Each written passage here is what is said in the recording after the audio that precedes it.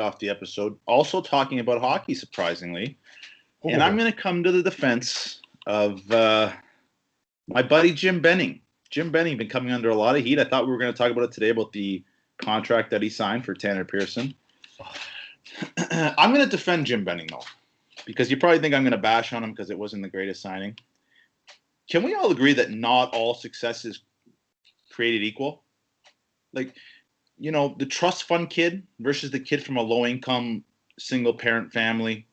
Like, if they get to the same point in life, it was probably a lot harder for the one than the other.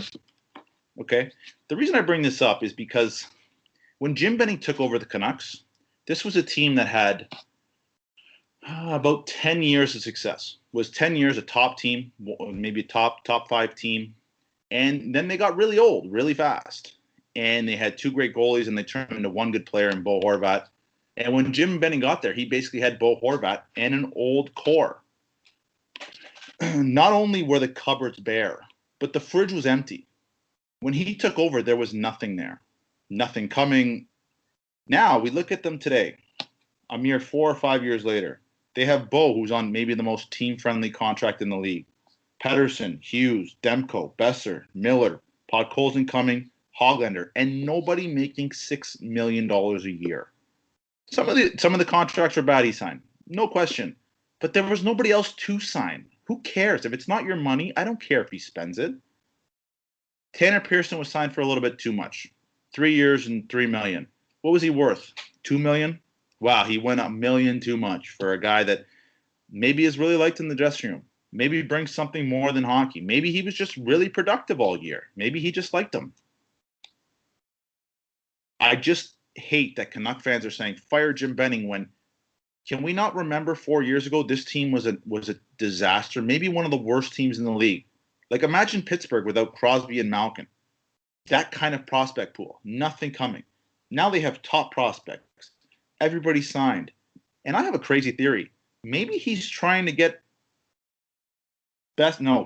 Hughes and Pedersen to sign maybe cheaper deals. To say, hey, we don't have as much to sign you with. You want some long-term financial stability? We got to give you at a certain dollar. Maybe that's an option. Either way, I'm going to give this guy the benefit of the doubt. Because where they were 4 years ago to where they are today, I think he's earned it. This was an old team with no prospects. Now they have some elite prospects. And so I'm sitting there going, he made a mistake. All right. It's okay. It happens. It might be. And I'm okay with him giving a 3.3/3 as opposed to a 6/10 or something. Something crazy. He's made some bad deals. He's made some bad signings. Sorry. But this is when they weren't paying anybody. They didn't have to worry about it. It's not your money. Don't worry about it. And you know what? The guy, even if it is a mistake, he's allowed to make a mistake. Who hasn't made a mistake? Name a GM that hasn't made a mistake. The best GM, I think, in the last 20 years was Brian Burke. He traded Phil Kessel for Tyler Seguin and Dougie Hamilton. Guess what? He's still making deals. He's still a good GM. Give the guy a little bit of rope. Dude, Brian Burke is the best GM in the last 20 years. My God. Oh, he's a good Say GM. that to Leafs Nation, you'll get a big laugh. Also, I thought you would know this, being the huge Canucks fan that you are. Jim Benning's been there for 7 years. He was hired in 2014. Right. And the issue with the signing is that he's done this so many times and gotten burned from it. With you who? don't need to sign a With third who? or fourth liner, a guy an interchangeable depth piece for $3 million, over $3 million. You don't need to, especially when you see teams getting value in other places. Who else was he gonna like? Who was the other bad signing? Who? Roussel. Hold on. Who else were they paying then? It doesn't matter. It does matter. Jay Beagle. Who cares? They weren't paying anybody. If they gave Beagle $8 million, I don't care. Perfect. So they weren't paying anybody. Great. This offseason, they're going to start paying people. So why did you need to give money to a depth piece? You don't need to. It's stupid. 2 guys. And again, I think he did it for a reason. I think he's going to get Pedersen and Hughes at deals. That's my opinion. And either way, getting them at deals, it's because the cap is flat, not because they're nice guys and they want to give the Vancouver Canucks a a nice solid deal. That's No, why. not Hughes. Pedersen, I think, is going to give them the Sedin discount. I think they're in his ear. That's my theory. But either way, this team is paying nobody. I don't care if they pay some guys. And you know what? If you're asking, the most untalked about thing in the league is that a GM has to go and slam a guy and say, we're not paying you anything, and then turn around and say, oh, by the way, now you have to go out and do a great job for me. He gave him $1 million too much.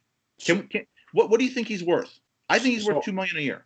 So my counter argument to that would be, if you say they're not paying anybody, but what do you do when you have 1, 2, 3, 4, 5, 6, 7, 8, 9 players on your roster making $5 million or more?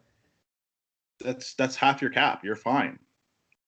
Yeah, but a lot of those guys are those guys like Louis Eriksson and Jay Beagle, and Eriksson's coming off next year. You say he's allowed to make a mistake. He's allowed to make a mistake. He's made plenty. He has not. Look at compare 2017, and he took every over free guy. Listen. Yeah, he's drafted some good players. I'll give him credit there. Players, but someone needs to take his phone away and not let him negotiate with free agents, with UFAs. Bad move. Don't let him do it. He's got Besser signed at $3 million less than his market value. You give it out somewhere else. It's okay. It's okay. How much did Besser sign for? He's $5.5 million. The guy's an $8 million player. And weren't they going to move him? There was a lot of rumors that they were going to move him last year or into starting it this year. And I think you're talking about. No, it was Besser. Oh, Besser. Sorry. No, sorry. Okay, sorry. I'm talking about Horvat. Yeah, Besser's at 5 years. Yeah. Sorry, Horvat's at 5.5. Listen, every team has a good contract. If Horvat's one of the one of the better ones, fair enough. Besser's Besser's only making $5 million. I'm just saying, compare this team from 2017 to they're a much better team. I'm not worried about the guy. I'm going to give him some rope, considering that when he took over in 2014, this team was a disaster. They made the playoffs, but they were a disaster. They didn't know. They wanted to rebuild and yet retool at the same time and win. It was ridiculous. Give the guy a little bit. Wow, that was a lot of Canucks talk. Oof. Bobby, you try and end the show with something like that, man. It brings me back in. As soon as I was out, you pulled me back in with that last minute, baby. Hey, how about that $3 million recapture penalty on Luongo? Luongo, they're still paying Luongo. Like, you got to think next year, Pedersen, Luongo, and Beagle all come off and probably Beagle does not. Beagle's got another year at $3 million, buddy. There you go. So yeah, next year he comes off. That's like $12 million coming off. The only bad signing I would say he made was Tyler Myers, and that's because he was a free agent. That their biggest contract is $6 million. They're not in great shape, but give the guy a little bit of credit. He's done a pretty good job over the last 4 years. Okay, we'll agree to disagree. And remember, I had a rant before that the Canucks. Don't worry, Canucks fans. It's not all bad. They have some good pieces. They have they got Pedersen, they got Hughes. Two of the pieces that every team is trying to acquire: a top D man, a top centerman. They got it. So yeah, it's not horrible, and a top goalie that they just signed. Yes, I like that contract, to be honest. Yep. But it was a little bit too much. It's fine. Send them on vacation July 1st. Don't let them. Just send them on vacation. Get them out of here. Go to Thailand. Take your vacation early. Okay, before we move on and before we end the show, Tanner Pearson, what's he worth for you? Give me your number. What would you pay him? I wouldn't pay him. I would bring someone up from the minors or pay someone $700,000 to do the role that he's going to do. Yeah, the thing with Pearson smells like him getting scared that he's going to have like what Toffoli's doing with the Habs. He's going to go somewhere else and score 20 goals. I think he didn't want to get burned twice on a similar type of player. There's another thing, Frank. Speaking of Toffoli, for $1 million more, they could have just re-signed Toffoli. Like with that money, yeah, that was a mistake. Yeah, I think a lot of Canucks fans admit that one. Yeah, I mean Toffoli. Although I'll say this about Toffoli, he doesn't look good unless he's playing Vancouver. I mean, where are all those goals going? He's done well. I give him credit. He's done well. He had 15. They played Vancouver. He's got 15 goals against Vancouver. I should hope he's having a good year. The guy had, I think he had 2 4-goal games. He was like Gretzky. It was